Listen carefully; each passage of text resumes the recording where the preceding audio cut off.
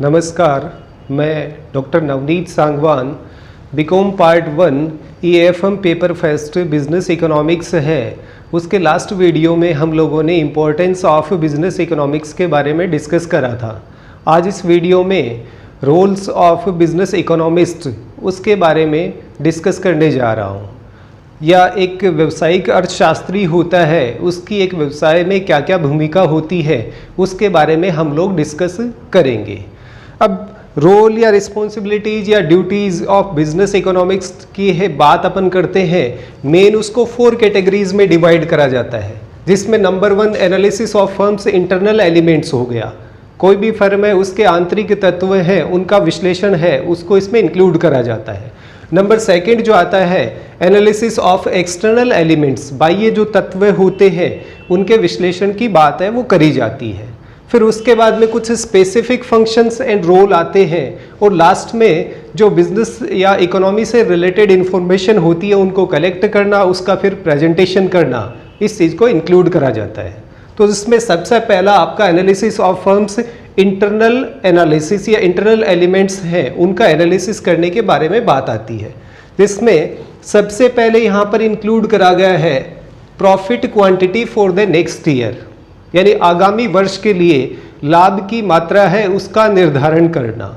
ये हम सब लोग अच्छी तरह से जानते हैं कि कोई भी बिजनेस फर्म है या कंपनी है वो बिजनेस इसलिए करती है कि एक रीजनेबल प्रॉफिट है उसको अर्न किया जा सके। तो सबसे पहले आपको ये डिसाइड करना होगा कि नेक्स्ट ईयर में या आने वाले कुछ ईयर्स हैं उनमें कितना प्रॉफिट की अमाउंट आपके पास में होनी चाहिए। वो जब डिसाइड हो जाती है, इसके साथ साथ आपको एक चीज़ और देखनी होती है, फर्म की कई एक्टिविटीज़ होती हैं जिनको डे टू डे बेसिस पे ऑपरेट करना है, और उसके लिए आपके पास में एक सफिशिएंट कैश है, उसकी अमाउंट या उसका बैलेंस होना रिक्वायर्ड होता है। तो सेकंड पार्ट में जो लिया जाता है वो नेक्स्ट ईयर के लिए एक एप्रोप्रिएट कैश बैलेंस है उसके बारे में लिया जाता है कि फर्म में नेक्स्ट ईयर के लिए कितना कैश बैलेंस है वो आपको मेंटेन करना है, कितना रोकड़ शेष है उसको मेंटेन करना है। ये इसलिए रखा जाता है जैसे बहुत सारी एक्टिविटी है, मान लीजिए आपकी फर्म है वो मैन्युफैक्चरिंग है, उसमें लेबर का पेमेंट हो गया, फिर आपका जैसे कोई मशीनरी है उसका रिपेयर कराना है, रूटीन बेसिस पे आपका इलेक्ट्रिसिटी का बिल पे करना हो गया, वाटर बिल पे करना हो gया, और जो छोटे मोटे एक्सपेंसेस होते हैं उसके लिए आपको कैश है वो मेंटेन करने की रिक्वायरमेंट होती है। फिर इंटरनल में नेक्स्ट आपका प्रोडक्शन एंड सेल्स है, उसके लिए उसकी क्या क्वांटिटी होनी चाहिए नेक्स्ट ईयर के लिए, यानी उत्पादन और विक्रय है उसकी मात्रा का निर्धारण करना।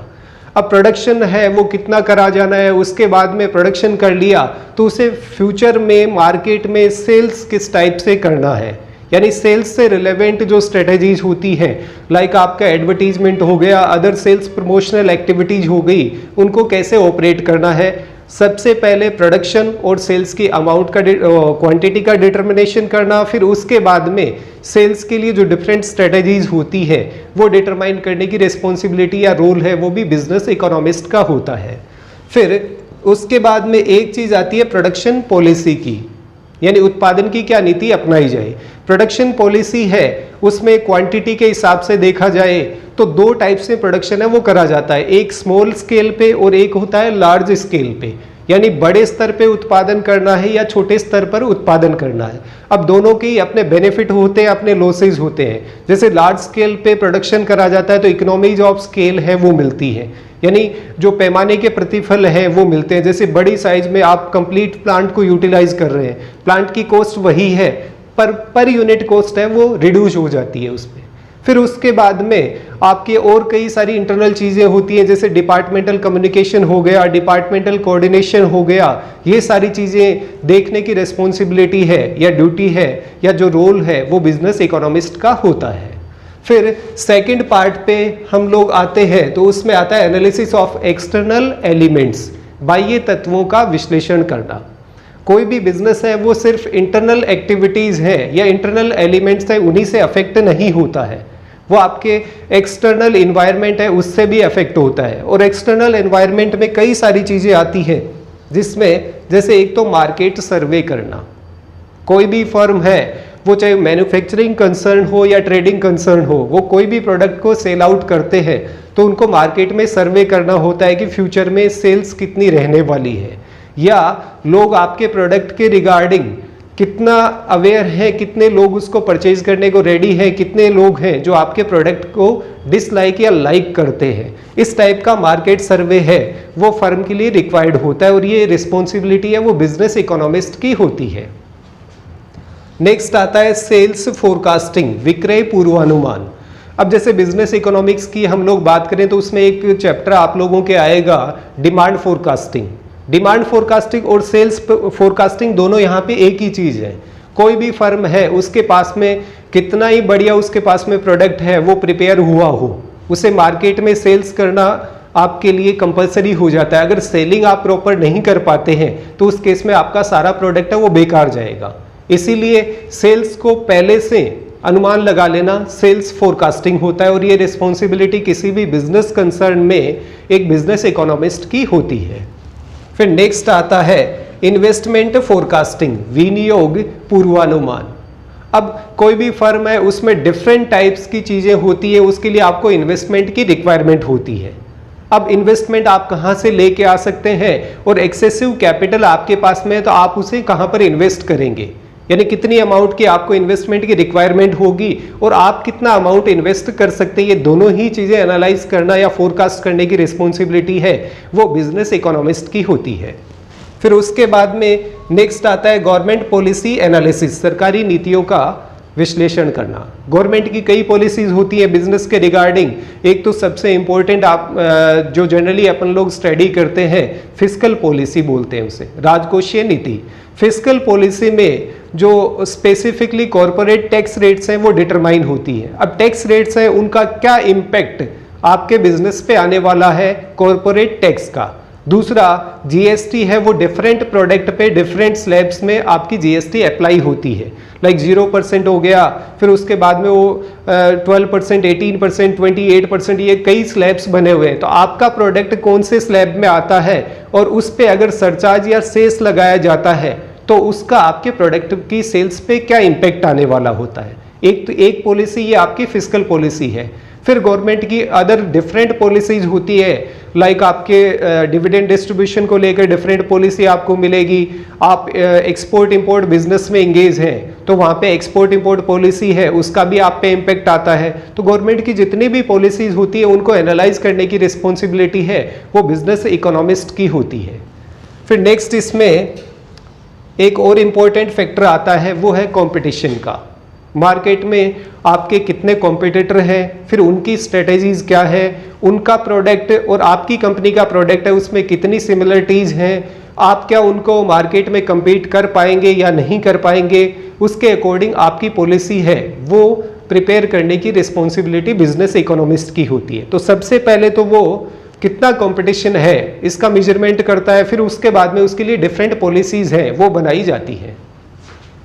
फिर नेक्स्ट आता है स्पेसिफिक फंक्शंस, विशिष्ट कार्य या भूमिका की अपन बात करें तो उसमें सबसे पहला आता है डिमांड फोरकास्टिंग और ये one of the most important factor होता है बिजनेस इकोनॉमिक्स में।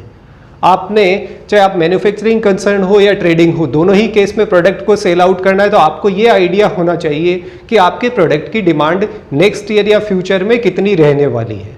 अगर डिमांड आपने ठीक से फोरकास्ट कर लिया तो अब उसी के अकॉर्डिंग आपको रॉ मटेरियल परचेज करना है, उसी के अकॉर्डिंग आपको लेबर हायर करनी पड़ेगी, उसी के अकॉर्डिंग आपके पास में मशीनरी और दूसरे इंस्ट्रूमेंट्स हैं वो रिक्वायर्ड होते हैं, फिर उसी के अकॉर्डिंग आपको प्रोडक्ट है उसको प्रोड्यूस करना होता है, फिर उसी के अकॉर्डिंग आपकी सेल्स या फिर मार्केटिंग स्ट्रेटेजीज है वो प्रिपेयर होती है।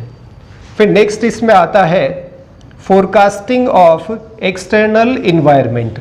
एक एक्सटर्नल इन्वायरमेंट यहाँ पे हम लोग डिस्कस कर चुके हैं गवर्नमेंट पॉलिसी के फॉर्म में।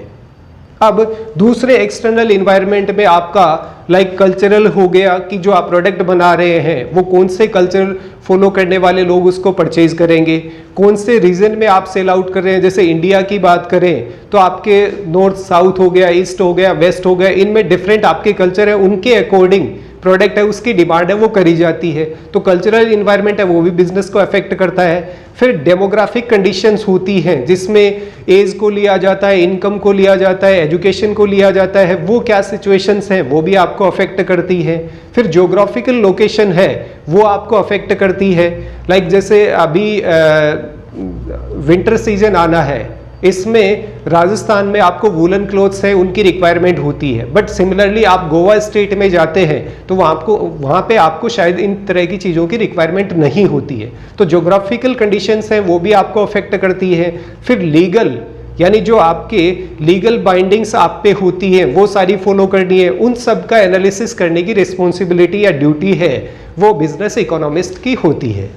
फिर उसके बाद में डिफरेंट सेक्टर्स ऑफ इकोनॉमी है, जो अपनी अर्थव्यवस्था है उसके विभिन्न क्षेत्र हैं, उन सब का एनालिसिस करने की रिस्पॉन्सिबिलिटी है वो भी बिजनेस इकोनॉमिस्ट की होती है। अब सेक्टर्स की बात करें तो प्राइमरी, सेकेंडरी, टेरिटरी और इस टाइप से डिवाइड करा जा सकता है, या फिर जो आपके एग्रीकल्चर सेक्टर हो गया, सर्विस सेक्टर हो गया, फिर उसके बाद में मैन्युफैक्चरिंग सेक्टर हो गया। अब इन सेक्टर्स की क्या ग्रोथ रहने वाली है, पास्ट में क्या ग्रोथ रही है और फ्यूचर में उसमें क्या क्या चेंज आने हैं, उन सब का इम्पैक्ट भी बिजनेस पे आता है, इसलिए उनका एनालिसिस करने की रिस्पॉन्सिबिलिटी है वो भी बिजनेस इकोनॉमिस्ट की होती है। फिर नेक्स्ट, कैपिटल प्रोजेक्ट एनालिसिस, पूंजी परियोजनाओं का विश्लेषण। कैपिटल प्रोजेक्ट आपके लिए इसलिए इंपॉर्टेंट हो जाते हैं कि आप जो कैपिटल मार्केट से रेज करते हैं, वो चाहे किसी बैंक से लोन लिया जाए, डिबेंचर इशू करे जाए, इक्विटी शेयर है उनको इशू करा जाए, प्रेफरेंस शेयर्स हैं उनको इशू करा जाए, पहले तो उनकी लीगल आपकी बाउंडेशंस हैं वो सारी आपको फॉलो करनी है। फिर कौन सी कैपिटल आपके लिए लेस कॉस्ट है, आप लेस कॉस्ट पे आपको मिलती है वो आपको देखना पड़ता है। जैसे बैंक से लोन ले रहे हैं, मे बी 10% पे मिल रहा हो, डिबेंचर आप 6% पे इशू कर पा रहे हो, इक्विटी शेयर्स हैं उनकी कॉस्ट है वो आपकी 20% आ रही हो, तो आपको कंपेयर करना पड़ेगा जो आपके लिए चीपेस्ट सोर्स ऑफ फाइनेंस होता है उस कैपिटल प्रोजेक्ट पे आप फोकस करते हैं। फिर आपका इन्वेस्टमेंट है उसके लिए भी आपको कैपिटल प्रोजेक्ट्स होते हैं, जो कैपिटल एक्सपेंडिचर्स आपके हैं वो एनालिसिस करने की फ्यूचर में कितना बेनिफिट उनसे आपको मिल सकता है या फिर लॉस होने वाला है, या सारे प्रोजेक्ट है वो आपके प्रॉफिट मेकिंग है तो उसमें जो हाईएस्ट प्रॉफिट देता है उस प्रोजेक्ट को एक्सेप्ट करा जाता है। फिर उसके बाद में लास्ट पॉइंट आपका collection, analysis and presentation of economic information आता है, यानी जो आर्थिक सूचनाएं होती है उनका संकलन करना, फिर उनका प्रस्तुतिकरण, उसका विश्लेषण करते हुए प्रस्तुतिकरण करना। इंडिया की इकोनॉमी की बात करो चाहे आप वर्ल्ड वाइड इकोनॉमी की बात करी जाए, सबके डेटा आज की डेट में आपके पास में अवेलेबल होते हैं। जैसे इंडिया में मैक्सिमम जो डेटा है इकोनॉमी से रिलेटेड वो आरबीआई, सीएसओ ये सब जारी करते हैं। आरबीआई वो बैंकिंग ग्रोथ से रिलेटेड आपके जितने भी डेटा है उनको जारी करता है, सीएसओ हो गया, उन सब के डेटा को कलेक्ट करना ये रिस्पॉन्सिबिलिटी बिजनेस इकोनॉमिस्ट की है। फिर उनको एनालाइज करना, एनालाइज करने के बाद में प्रॉपर फॉर्म में उनको प्रेजेंट करना होता है, यानी सही ढंग से उनका प्रेजेंटमेंट हो ताकि कंपनी का हर एक एम्प्लॉय उन डेटा को इजीली अंडरस्टैंड कर सके। तो ये सारी role and responsibilities of business economist होती है, या उसका उत्तरदायित्व है, या उसका कार्य या उसकी भूमिका होती है। अब यहाँ पे इस टॉपिक के साथ में आपका ये चैप्टर कंप्लीट होता है। नेक्स्ट वीडियो में एक नया चैप्टर स्टार्ट करेंगे, तब तक के लिए धन्यवाद। जय हिंद, जय भारत।